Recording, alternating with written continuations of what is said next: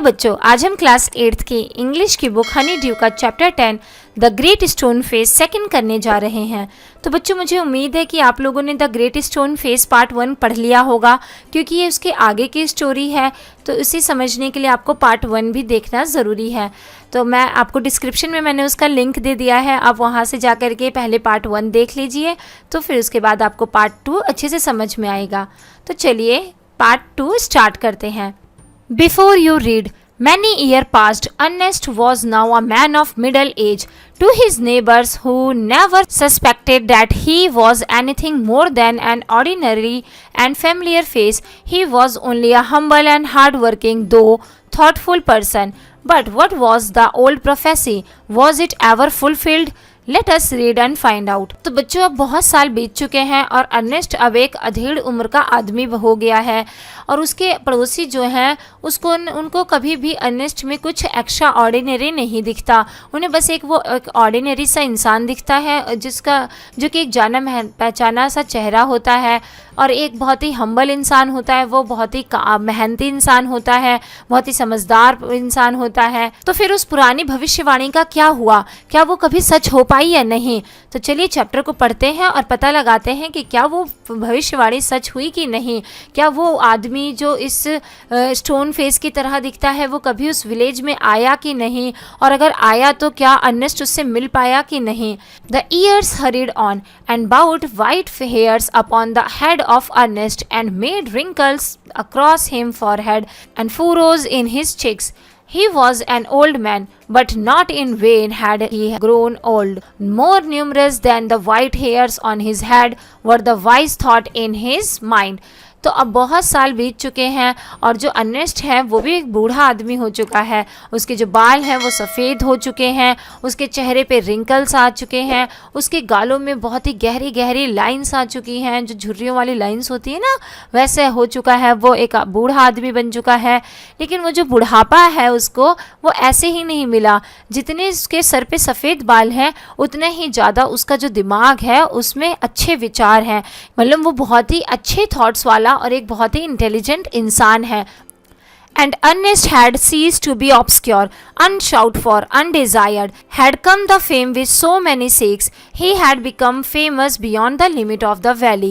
College professors and even the active men of the cities came from far to see and converse with Ernest. And he received them with gentle sincerity, and spoke freely with them of whatever come uppermost, or lay deepest in his heart on their own. While they talked together, his face would brighten unawares and shine upon them as with the mild evening light. तो Ernest जो होता है वो अचानक ही खुद बहुत ही famous हो जाता है अपनी अच्छी डीड्स की वजह से, अपने अच्छे कर्मों की वजह से, अच्छे स्वभाव की वजह से। वो वैली से भी बाहर बहुत दूर दूर तक बहुत ही फेमस हो जाता है।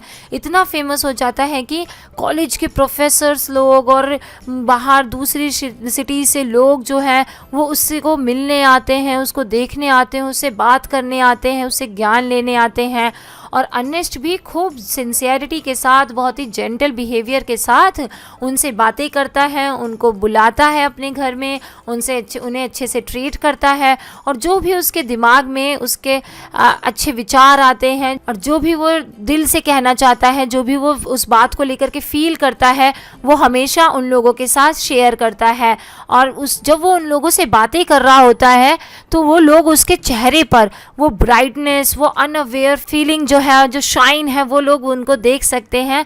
वो शाइन जो होती है वो माइल्ड इवनिंग लाइट की तरह होती है, एकदम जो सूरज की रोशनी होती है ना शाम के समय, वैसी चमकदार रोशनी वाला चेहरा उसका हो जाता है जब वो लोगों को ज्ञान दे रहा होता है, लोगों से बातें कर रहा होता है।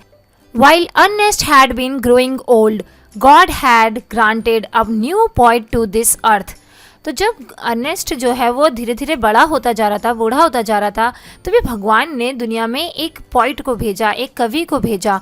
He too was a native of the valley, but had spent the greater part of his life in distant cities, pouring out his sweet music everywhere. वो जो पॉइट था वो भी उसी वैली का निवासी था, नेटिव था, पर उसने अपनी ज़िंदगी का ज़्यादातर समय जो था वो दूसरी सिटीज़ में बिताया था और वहाँ वो अपनी जो म्यूज़िक है, अपने पोयम और म्यूज़िक के से दूसरों का दिल जीतता था। Neither was the great stone face forgotten, for the poet had celebrated it in a poem.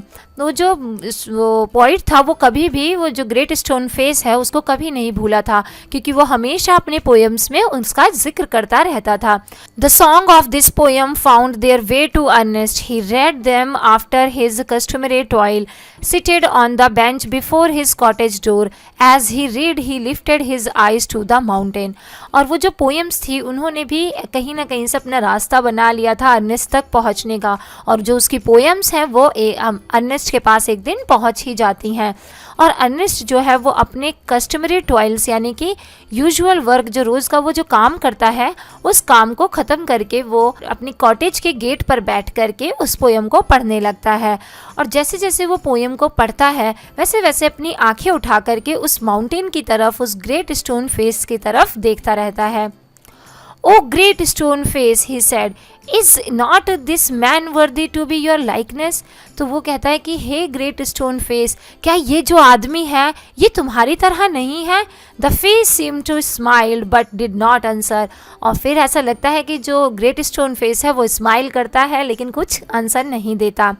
Now it happened that the poet, though he lived so far away, had not only heard of her Ernest, but had thought much about his character and wished to meet this man whose wisdom walked hand in hand with the novel simplicity of his life. और इस तरफ तो जो Ernest है वो उस poet के poem को पढ़ कर के ग्रेट स्टोन फेस को उसमें देखने की कोशिश करता है कि क्या पता ये जो ग्रेट स्टोन फेस है वो वही तो नहीं जो पोइट है।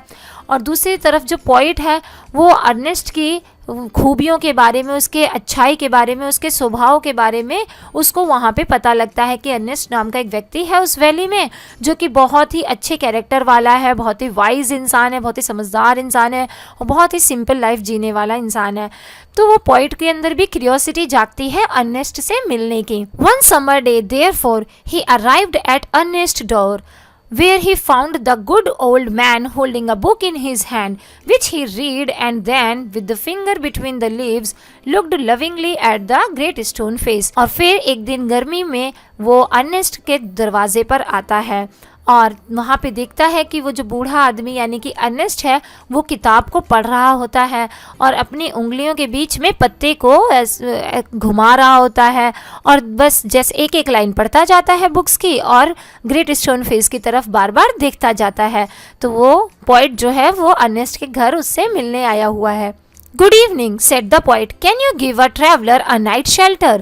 जो पोइट है वो अर्नेस्ट से कहता है शुभ संध्या और उसको गुड इवनिंग कह करके पूछता है कि क्या आप इस राहगीर को एक रात का शेल्टर, एक रात के लिए रहने की जगह देंगे?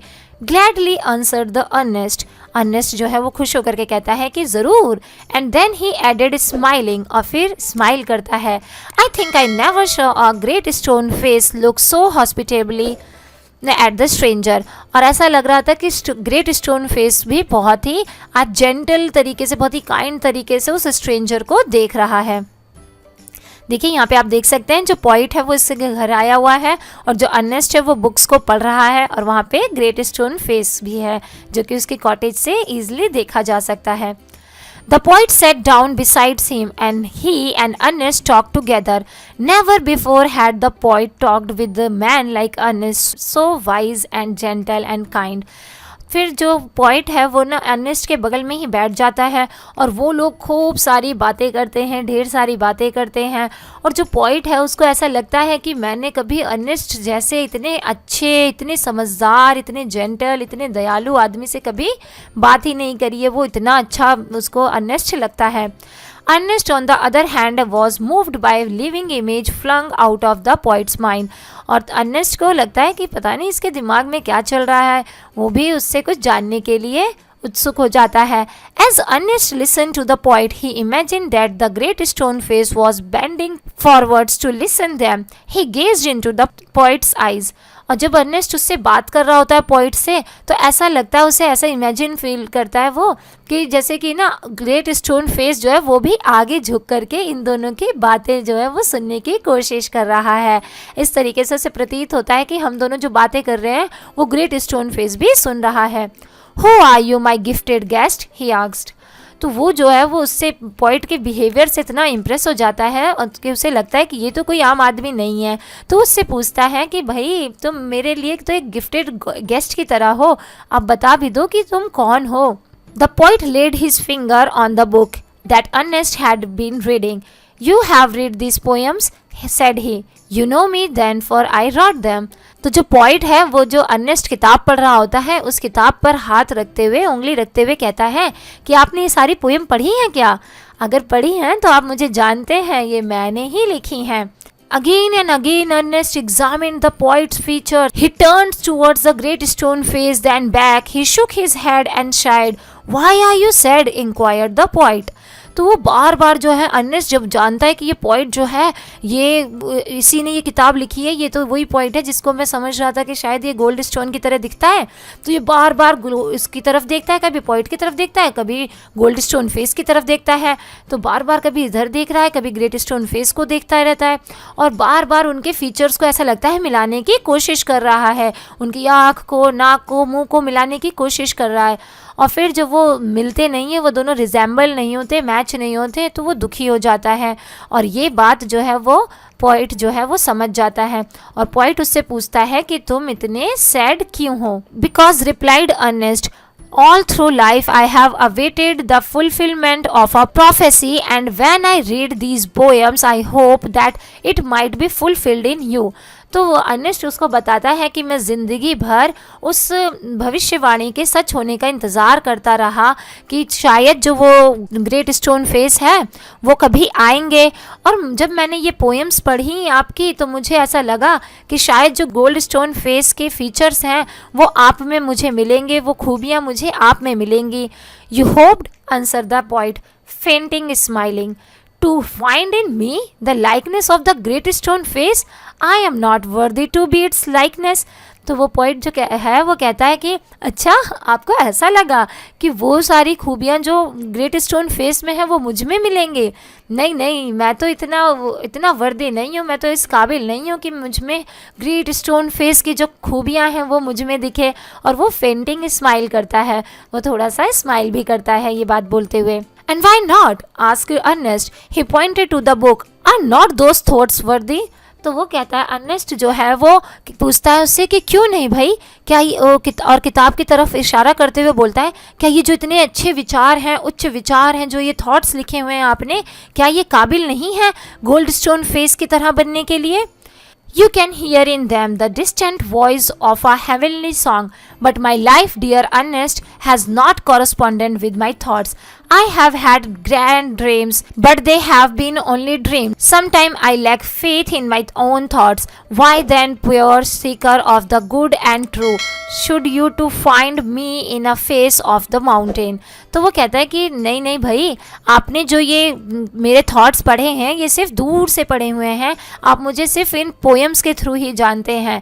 असल में मेरी जो लाइफ है और ये जो मेरे विचार मैंने इस पोएम में लिखे हैं, इस किताब में लिखे हैं, वो बिल्कुल भी एक दूसरे से कॉरस्पॉन्डेंट नहीं है, यानी कि बिल्कुल भी एक दूसरे के पूरक नहीं है, एक जैसे नहीं है, कि तरह नहीं है। कॉरस्पॉन्डेंट का मतलब होता है बिल्कुल सेम। तो हम दोनों, मेरी जो लाइफ है और जो मेरे थॉट्स हैं वो बिल्कुल ही एक दूसरे से अलग हैं। मेरे तो कई और बहुत बड़े बड़े सपने थे और वो सिर्फ सपने ही बन के रह गए। कई बार तो मुझे खुद पर भी यकीन नहीं रहता, अपने ऊपर ही खुद ही आत्मविश्वास नहीं रहता है। तो आप कैसे सोच सकते हैं कि ग्रेट स्टोन फेस जो कि माउंटेन पे दिखता है उसके जैसे प्योरिटी मेरे अंदर होगी। और ऐसा कह के वो अर्नेस्ट को बताते हैं अपने बारे में। The poet spoke sadly and his eyes were wet with tears, so too were those of Ernest. और ये सारी बातें बताते हुए वो बहुत ही दुखी लग रहे होते हैं और उनकी आंख जो है वो भर आती है और अर्नेस्ट भी दुखी हो जाते हैं, क्योंकि वो तो अभी तक सोच रहे थे कि शायद जो गोल्ड स्टोन फेस के फीचर्स हैं वो सारे इसमें पॉइंट में मुझे मिलेंगे, लेकिन आज जब उसने पॉइंट को देखा और तो ना तो वो उसकी तरह बिल्कुल रिजेंबल हो रहा है और ना ही उसके विचार जो हैं और उसकी ज़िंदगी उस गोल्ड स्टोन फेस की तरह है। तो वो भी दुखी हो जाता है, अर्नेस्ट भी दुखी हो जाता है। At the hour of sunset, as had long been his custom, Ernest was to speak to a group of neighbors in the open air. Together he and the poet went to the meeting place arm in arm. From there could be seen the great stone face. तो क्योंकि अब शाम हो चुकी है तो Ernest जो काफ़ी लंबे समय से एक काम किए जा रहा है, यहाँ पे कस्टम का मतलब बच्चों हैबिट है। तो जब शाम हो गई तो फिर अर्नेस्ट जो काफ़ी लंबे समय से एक काम कर रहा था, वो काम करने के लिए वो चल पड़ता है। उसका वो काम क्या था कि वो ना हर शाम को अपने पड़ोसियों को खुली हवा के नीचे कुछ ज्ञान की बातें जो भी उसके मन में आता था वो सारी बातें उनको बताया करता था, उनकी प्रॉब्लम सॉल्व करता था, उनको खुद का कुछ ज्ञान देता था। तो आज क्योंकि पॉइंट भी उनके साथ था तो फिर वो पॉइंट के साथ ही वहाँ मीटिंग के लिए जाता है, पड़ोसियों के साथ मीटिंग के लिए जाता है और वो उसके पॉइंट के हाथ में हाथ डाल के वहाँ मीटिंग प्लेस तक पहुँचता है। और वो जो जगह जहाँ वो पहुँचते हैं वहाँ से ग्रेट स्टोन फेस को बहुत ही ईजिली देखा जा सकता था। Ernest threw a look of familiar kindness around upon his audience. He began to speak to the people what was in his heart and mind. His word had power because they agreed with his thought, and his thought had reality and depth because they harmonized with the life which he had always lived. It was not mere breath that a preacher uttered, they were the words of the life. A life of good deeds and selfless love was melted into them. The poet, as he listened, felt that the life and the character of Ernest were a nobler strain of poetry than he had ever written. His eyes filled with the tears, and he said to himself that never was there so worthy a sage as that mild, sweet, thoughtful face with the glory of white hair diffused about it. तो बच्चों Ernest और point जो है वो अपनी audience के पास वहाँ पहुँच जाते हैं जहाँ पे सभी लोग इकट्ठा हैं, जहाँ से ग्रेट स्टोन फेस को देखा जा सकता है। और फिर अर्नेस्ट जो है वो अपनी ऑडियंस को अपने दिल और दिमाग की बातें बताना शुरू करता है। उसके शब्दों में बहुत ही ताकत होती है, उसके जो विचार होते हैं उससे सब लोग एग्री करते हैं। वो जो भी बातें बोलता है उसमें बहुत ही गहराई होती है, जीवन की सच्चाई छुपी होती है। हार्मोनाइज्ड का मतलब होता है कॉरस्पॉन्डेंट विद। उसके जो विचार होते हैं वो उसकी ज़िंदगी से जुड़े हुए होते हैं, मतलब एक जैसे होते हैं। मतलब जो वो बातें कर रहा होता है वो केवल प्रीचर अटर्ड नहीं होती, मतलब सिर्फ कहने वाली बातें नहीं होती हैं, वो एक्चुअल में उसकी लाइफ भी वैसी ही होती है। मतलब कुछ लोग होते हैं ना सिर्फ लंबी लंबी बातें करते हैं और असल लाइफ में वो वैसे होते नहीं हैं। लेकिन अर्नेस्ट जो भी बातें बोलता है, जो भी सेल्फलेस लव की बात बोलता है, जो भी गुड डीड्स की बातें बोलता है, वो एक्चुअल में उसने अपनी लाइफ में भी अप्लाई किया होता है। उसने हमेशा जीवन में अच्छे काम किए होते हैं, सेल्फलेस लव सबको दिया होता है। तो जब पॉइंट उसकी बातों को सुनता है तो उसे लगता है कि इसकी लाइफ और इसका कैरेक्टर अर्नेस्ट का तो इतना नॉवल है, इतना अच्छा है कि किसी पोइट्री जो कि उसने लिखी हो उसमें उससे भी अच्छा है। मतलब इतना अच्छा कैरेक्टर रियल लाइफ में जो कि कभी पोइट्री और स्टोरीज़ में भी नहीं मिलता, इतना सुंदर कैरेक्टर है इसका तो। और फिर उसकी जो आंखें हैं वो आंसुओं से भर जाती हैं और फिर वो सोचता है कि इतना समझदार, सेज का मतलब होता है बच्चों वाइज मैन, मतलब समझदार आदमी, इतने माइल्ड थॉट्स वाला, इतना स्वीट, इतना सुंदर फेस वाला, इतना समझदार फेस वाला, और उसका जो बाल है ना वो भी सफ़ेद हो चुके हैं। वो मतलब उसको देख करके वो बहुत ही मेल्ट हो जाता है उसका दिल कि वाह, मतलब इतना अच्छा इंसान रियल लाइफ में कैसे हो सकता है जो कि सबको सेल्फलेस लव देता है, इतनी अच्छी अच्छी बातें करता है, इतने अच्छे अच्छे कर्म करता है। तो पॉइंट जो है वो उससे बहुत ही इम्प्रेस हो जाता है। At a distance, but clearly to be seen, high up in the golden light of a setting sun, appeared the great stone face with white mist around it, like the white hairs around the brow of Ernest. तो तभी वहाँ से distance से, क्योंकि great Stone face को भी देखा जा सकता था ना, तो वो जो पॉइंट है वो ग्रेट स्टोन फेस की तरफ जब देखता है तो वहाँ पे थोड़ी सी मिस्ट छाई होती है, मतलब थोड़ी सी ना कोहरा सा, धुंध सी छाई होती है पहाड़ियों के ऊपर। और वो जो कोहरा है वो ऐसा लगता है जैसे कि ना उस ग्रेट स्टोन फेस का बाल बन गए हों, उसके बाल बन गए हों, उसकी आईब्रोज बन गई हों, और वो वाइट थी क्योंकि वो जो कोहरा था वो भी वाइट था, और अर्नेस्ट की जो दाढ़ी मूछ थी वो भी वाइट थी। तो वो एकदम ऐसा लगता है कि जैसे कि हूबहू अर्नेस्ट ही है जो कि ग्रेट स्टोन फेस है। At that moment Ernest face took on an expression so grand that the poet was move to throw up his arm up and shout, behold behold, Ernest is himself the likeness of Great Stone Face. तो जो Ernest है उस समय एकदम से ही ना वो भी ऐसे ही एक्सप्रेशन बना लेता है जैसे एक्सप्रेशन जो ग्रेट स्टोन फेस के होते हैं। तो वो पोएट जो है वो और भी मूव्ड ऑन हो जाता है, मतलब एकदम हैरान हो जाता है और एकदम से चिल्लाता है कि रुको रुको रुको, अर्नेस्ट ही तो है जो ग्रेट स्टोन फेस की तरह बिल्कुल दिखता है, और अर्नेस्ट इतना अच्छा इंसान भी है जितना अच्छा कि ग्रेट स्टोन फेस को होना चाहिए। और एकदम उसके जो दाढ़ी मूंछ है वो एकदम ही इसकी दाढ़ी मूंछ और इसके बालों की तरह एकदम मिल रहा होता है उस समय। Then all the people looked and saw that what the poet said was true। और फिर तभी वहाँ पे जो आसपास लोग जमा होते हैं उन लोगों को भी लगने लगता है कि अरे हाँ, जो पोइट कह रहा है वो तो बिल्कुल सही है। The prophecy was fulfilled but the earnest having finished what he had to say। और सब लोग कह रहे होते हैं अरे अरे भविष्यवाणी जो है बिल्कुल सच हो गई, सच हो गई। लेकिन अर्नेस्ट को जो कहना था वो कहते हैं, मतलब जो भी वो वहाँ बातें करने के लिए आए थे उस ऑडियंस से, वो बिल्कुल रुके बिना बस उनसे बातें करते रहते हैं। टुक द पोइट्स आर्म, और फिर उसके बाद जब वो अपनी बातें ख़त्म कर लेते हैं तो वो पोइट के हाथों को पकड़ते हैं एंड वॉक्ड स्लोली होमवर्ड, और घर की तरफ चल पड़ते हैं। Still hoping that some wiser and better man than himself would by and by appear bearing the resemblance to the great stone face। और जब वो घर की तरफ जा रहे होते हैं तो उनके मन में एक उम्मीद, एक आशा होती है कि किसी न किसी दिन एक उनसे भी ज़्यादा समझदार और उनसे भी बेटर इंसान आएगा जो कि बिल्कुल ग्रेट स्टोन फेस की तरह रिजेंबल करेगा, दिखेगा। तो यहीं पे बच्चों कहानी ख़त्म हो जाती है। आई होप ये कहानी आपको अच्छी लगी होगी। तो देखा बच्चों आपने कि कितनी इंटरेस्टिंग स्टोरी थी। ये जो बच्चा है ये ज़िंदगी भर उस पहाड़ पे जो अपीयर हो रहा है फेस, उसको एक टीचर मान बैठता है, और ऐसा टीचर जो कि हमेशा गुड डीड्स करता है, अच्छी चीज़ें करता है, अच्छे कर्म करता है, दूसरों की भलाई की बातें करता है, और वही चीज़ें वो अपनी ज़िंदगी में वो बच्चा अपनाता है। वो भी हमेशा अच्छे कर्म करता है, अपनी माँ की मदद करता है, अपने पड़ोसियों की मदद करता है, और हमेशा सबकी मदद करता है, खुशहाल रहता है जीवन उसका, और हमेशा वो किसी न किसी तरीके से लोगों को ही मुसीबतों को दूर करने का प्रयत्न करता रहता है।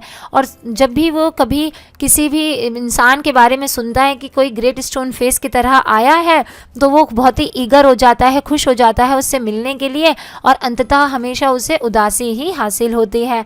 और लास्ट में जो पॉइंट है जब वो उसको देखता है तो वो कहता है कि यही है जो ग्रेट स्टोन फेस की तरह है, क्योंकि इसमें सारी अच्छे गुण हैं जो कि ग्रेट स्टोन फेस में होने चाहिए। और फिर भी उसे यकीन नहीं होता और उसे लगता है कि नहीं, मुझसे भी बेहतर और मुझसे भी अच्छा इंसान कभी ना कभी दुनिया में आएगा और वो ग्रेट स्टोन फेस की तरह दिखेगा। तो आई होप बच्चों ये कहानी आपको समझ में आई होगी। अगर आपको 8th क्लास के और किसी चैप्टर की समरी जाननी है तो आप हमारे चैनल की प्लेलिस्ट में जा सकते हैं। इसके अलावा आप हमारे चैनल पे जाकर के आपकी पसंद की और आपके काम की और भी कई सारी वीडियोस देख सकते हैं। दोनों चैप्टर की एक शॉर्ट समरी भी मैंने वीडियो में बना रखी है, आप उसे भी प्लेलिस्ट में जाकर के देख सकते हैं। थैंक यू बच्चों फॉर वॉचिंग। अगर आप हमारे चैनल पर नए हैं तो प्लीज़ हमारे चैनल को लाइक, सब्सक्राइब और शेयर करना ना भूलिए।